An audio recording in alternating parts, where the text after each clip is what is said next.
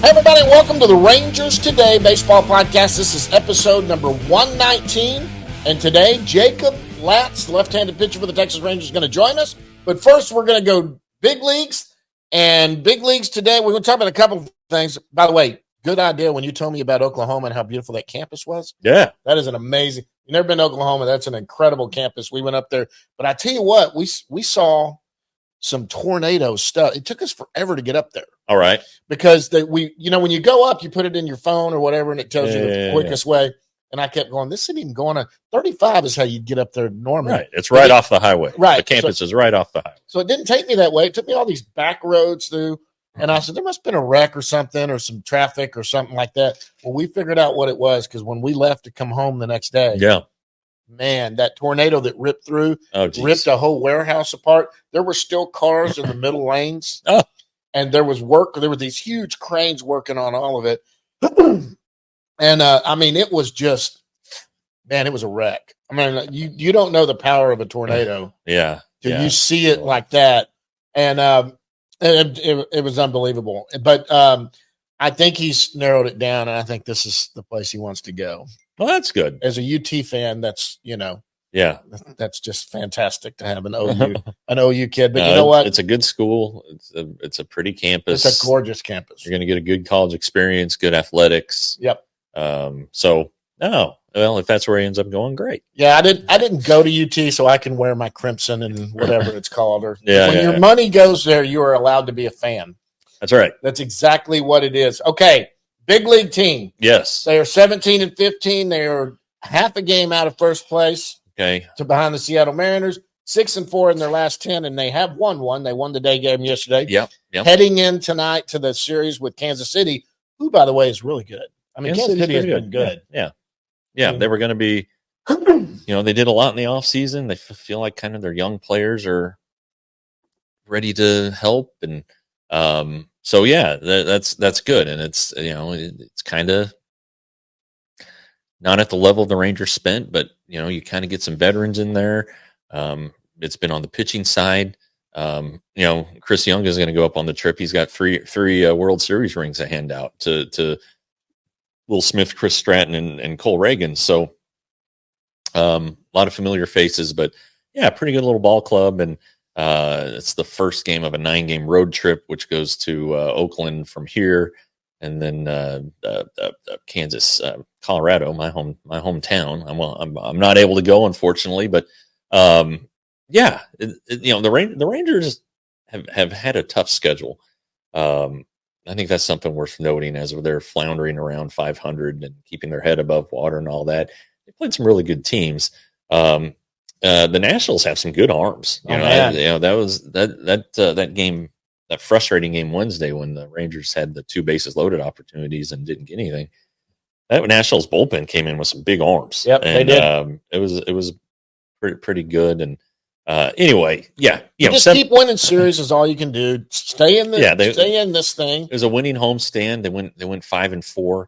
The one losing series was to the Mariners, who are now in first place, but barely. And the Mariners can pitch. Everybody knew that. The Rangers have really had some good starting rotation. Oh yeah. Stuff. And the bullpen. Yeah, the bullpen's been great too. Their offense is what's lacking right now. It's just trying to get it rolling. I guess the biggest issue we're facing the team, and there'll be resolution later today, I think, is with Nathan Eovaldi, and he left to start early with some groin tightness. It was weird listening to him after the game. He's like, I had, in my mind, there were 2 options. I could stay and get a couple warm-up pitches and see how it felt. And then, the Rangers, he knew he was almost at 100. He's at the end of his rope anyway. So they just went ahead and got him out. Mm-hmm. Now, I do think he's going to go on the injured list.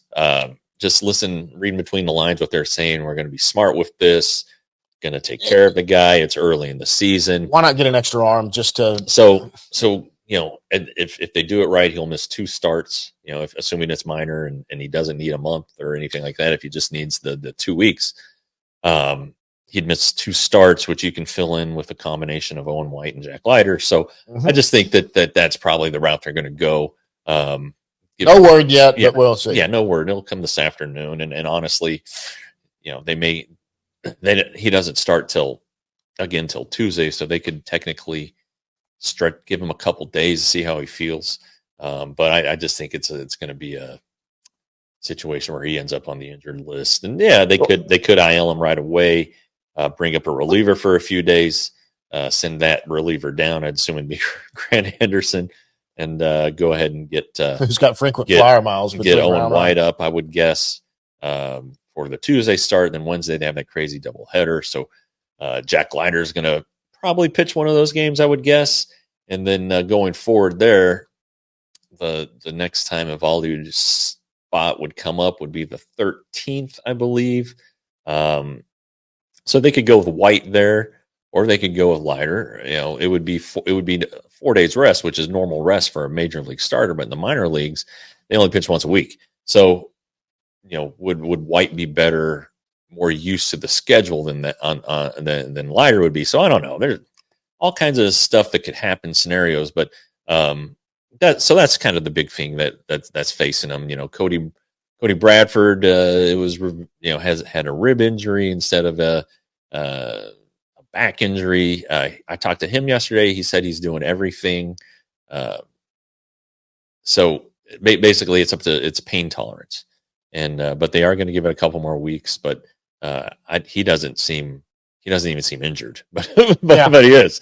But he said he's doing just about everything, and he has no pain. So, it's kind of weird how these roster things always work themselves out. You're like, oh, geez, Cody Bradford's hurt.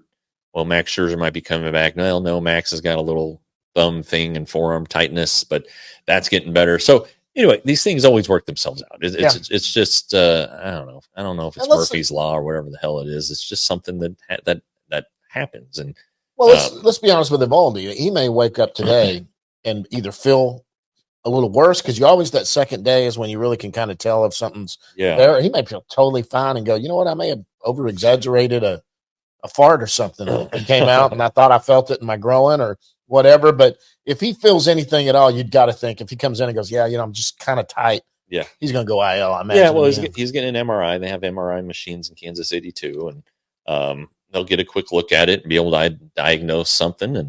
And you would think it's a shorter term deal, just the way he was talking about it and the way the Rangers talk about it. So, but to what you said earlier, pitching's been good, bullpen's been really, really good, but the offense continues to stagnate. And it's not because Josh Young is missing. Smith is done well. Yeah, Josh Smith's been great. There's no question about it. I think that the lineup's different, obviously, with him in there and Young, and not Josh Young, because Josh Young hits the ball out of the ballpark a lot more than Josh Smith does. Yep. So it's a different dynamic, but Josh Smith has been wonderfully productive, and it's similar to what Duran did for Seager last year, but Seager's the thing that's sticking out in the lineup right now. Yeah, he just has not gotten going yet. 3 for 41 slump right now, and we talked to him yesterday, and he says it's not the hernia thing, it's nothing physical, so that means mechanics. Bruce Bochy's been saying it's been timing. Of course, Corey doesn't really talk about that stuff, which is fine. But he never done. He said, "I just need to get more hits." I'm like, well, he's hit some balls hard, but there have been some other at bats where he hasn't hit the ball hard, and it's at times like this when you're like, man, if he would just maybe he's too aggressive at the plate. Because he's always been a first pitch swinger. He likes to early in count swinger. That's not it. He's going to figure it out. It's not dissimilar from what Semien went through in the postseason last year. It's happening at the start of a season, so it's a little bit magnified. But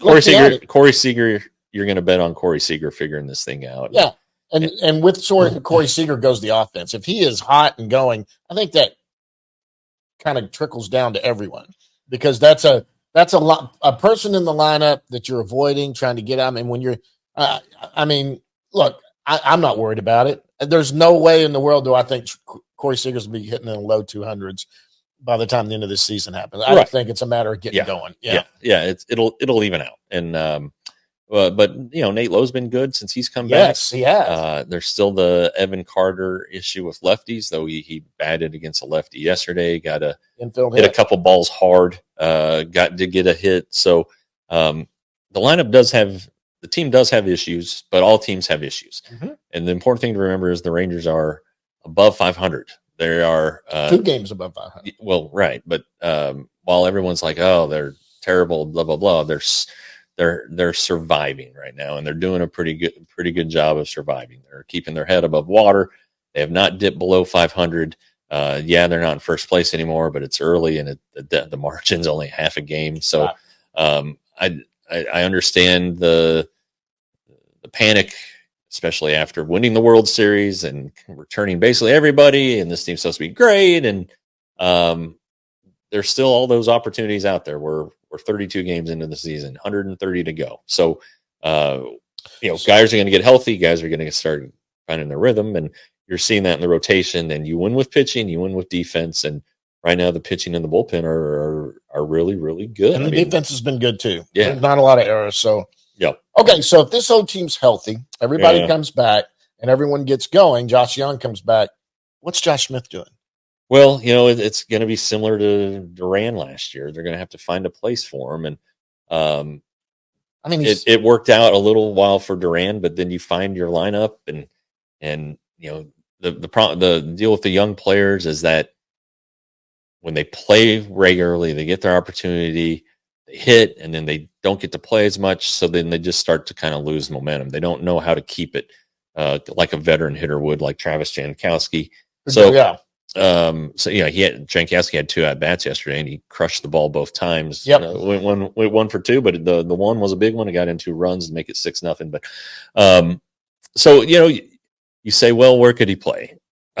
He could play left field, but to do that, and keep everybody in the lineup, somebody's going to have to sit. So does Leody Taveras end up sitting? Does Evan Carter become the everyday center fielder? It's just a tough situation. I mean. And Josh does fine out in left field, but he's a better infielder than he is. Yeah, I mean, it's a one of those. They say good problems to have. You can't have too many good players, and I agree with that. In theory, they basically have. There's a right-handed Josh Smith and Ezekiel Duran, and there's Josh Smith, so they have two of the same player, really, and they're young. Josh is hitting left-handers. Well, he is, but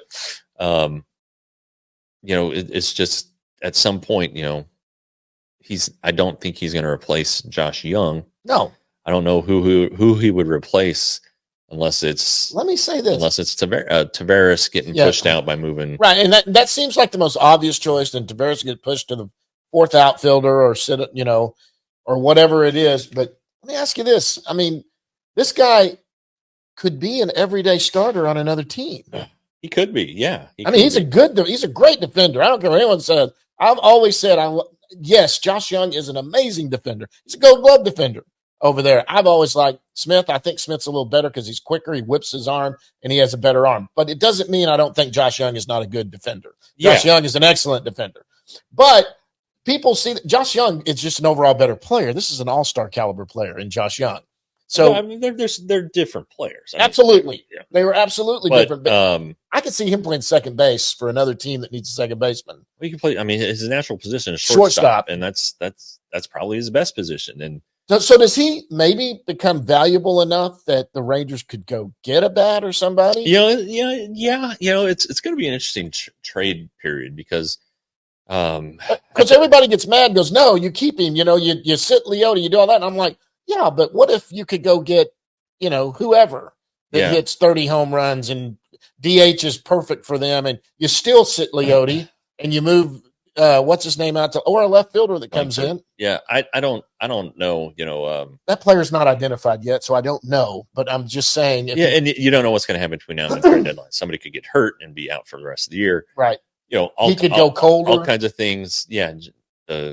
Josh Smith might start. He might hit 200 in May. Absolutely. No, that's the thing. But it in 2.5 months or 3 months, basically at the end of July, is the trade deadline, and contenders do stuff, and the Rangers still have the farm system to do it. But it's going to be interesting because, as we suspect, or as they expect, Max Scherzer is going to come back. Jacob deGrom and Tyler Mahle will come back at some point. Yep. So you're going to have a surplus of starting pitching. You probably, I mean, you could put them all in the bullpen, right? I mean, you really could, or you could trade one of them. Sure. So you could trade a starter and a big league starter and a big league caliber infielder, and try to get things. I don't know. I mean, but the Rangers are going to have a surplus of talent at certain positions. It is a great problem and to have. They might have a different arsenal of things to trade with, instead of just gutting the farm system, when that time comes. Now, I don't know. I mean, the early trends would suggest that they struggle against left-handed pitching, and they're going to need a right-handed bat. Yep. So those are out there, and you don't know. You don't know which teams are going to be trading, right? Nobody. Yeah, you could with what the Rangers had, you could see a trade of between two contenders. Yep. Swapping out pieces. So we'll see, but I think that before they can make any of those decisions, though, the starters have to come back. Like Max Scherzer made his rehab start last week. He was supposed to make one Monday or Tuesday. Didn't happen because he has like a thumb ligament that is sore, that has kind of caused some forearm tightness. You can't screw around with that. He said it's gotten better the last couple of days. He's not going to make a rehab start this weekend, but it seems like he played catch on Thursday. It seems like once that calms down, he'll be able to go again. But if you have to wait 5 days, let's say, well, you probably want to throw a bullpen for you before you send him out. So it's looking like probably maybe the homestand, when the Rangers get home, May 13th to May 19th could be when Scherzer makes his debut. If he rehabs next week, both affiliates are home, so he could go to Frisco. Right. I think he likes pitching for Round Rock, because the hitters are a little more. It's a little bit more what you're going to see. Sure. They're a little bit more seasoned. They don't. It's so easy to come out to Frisco. They don't ambush. They kind of have an approach. So I think he might go back to Round Rock, and I don't know, but he has to be able to pitch. Right. But anyway, back to my original point. You can have all these plans on paper. He's gonna come back in May, and then Mally DeGrom, boy, ready for the postseason charge. But those things have to happen, right. and until they do, you kind of do you want to bet on that? If you need something and you can get it at the time, do you do it? So it'll be interesting. But that's like I said, that's 3 months away. And right now it's about surviving and getting guys who are healthy in the figurative sense, producing and being good. But I think right now the good side, like we've said now 3 times, rotation very good. They allowed 2 runs to the Nationals in that whole series. Gray was great. Heaney was really good. Eovaldi was tossed 5 1/3 scoreless before he exited. He had made an adjustment and hadn't issued as many walks as he had the previous 2 starts. So they were turning the right way. Dane Dunning had pitched well before that. Michael Lorenzen might have had the rough start, but he had some bad luck on that Saturday game against the Mariners. Some balls that just weren't hit incredibly hard, falling in, and but they're doing okay. But the bullpen, very, very good. Yates still has a lot to run. Robertson has a 1.08 ERA. Our guest coming up here, Jacob Latz, is now finding himself in some pretty tight situations. Josh Spores is back healthy. Jose Leclerc is pitching well. Jonathan Hernandez has looked good. His 2 times out. Yeah. Those that hard sinker too, man. Yeah. And I know I'm leaving a couple of guys out, but Cole Winn, how can you leave him out? He hasn't allowed a run yet either. Jose Arena, maybe he's a spot starter here next week too. We got to consider that as a possibility. But it's weird. We're talking about the reigning world champions who are 17-15, and it's like, oh my God, what's wrong with them? Yeah. So that's, I guess that's a good thing too. That's when expectations go up. Yeah. Criticism does too.